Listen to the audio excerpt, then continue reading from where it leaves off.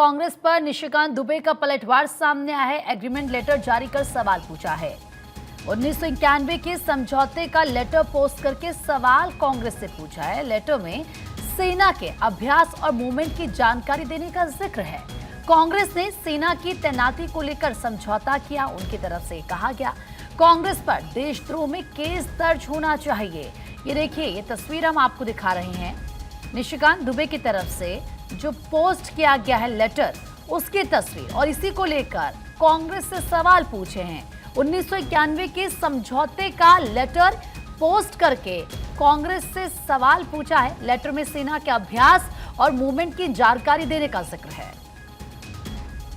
सवाल ये हमारी सरकार और आपकी सरकार का नहीं है। सवाल ये है कि 1947 से पाकिस्तान को हम आतंकी राष्ट्र मानते हैं। 78 साल से कश्मीर के मुद्दे पर हमारी उनके साथ लड़ाई चल रही है। हमारे कश्मीर के हिस्से को पाकिस्तान ने अपने कब्जे में कर रखा है।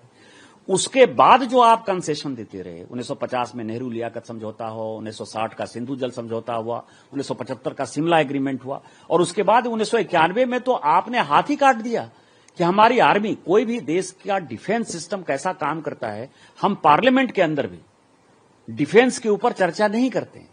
पार्लियामेंट के अंदर भी डिफेंस के स्ट्रेटेजिक चीजों के बारे में कोई जवाब नहीं दिया जाता है। इवन स्टैंडिंग कमेटी की मीटिंग में भी यह कहा जाता है कि नेशनल सिक्योरिटी का सवाल है। नेशनल सिक्योरिटी क्या होती है? यहां तो आपने हाथ काट के 1991 में जब आप सरकार को समर्थन दे रहे थे, माननीय चंद्रशेखर जी की सरकार को, और 94 में जब नरसिम्हा राव की सरकार थी तब ये इंप्लीमेंट हुआ। आपने तो हाथ काट के लिख दिया कि हमारी आर्मी कहां डिप्लॉय होगी, आपकी नेवी कहां डिप्लॉय होगी, आपका एयरफोर्स कैसे फंक्शन करेगा, वो कैसे एक्सरसाइज करेगा। तो ये सारी बातें क्या देशद्रोह नहीं है? कांग्रेस ने वोट बैंक की पॉलिटिक्स के लिए देश के साथ धोखा नहीं किया कि उनको बांग्लादेशी वोट बैंक चाहिए, उनको पाकिस्तानी वोट बैंक चाहिए, क्योंकि हिंदुस्तान के मुसलमान तो इस देश के नागरिक हैं।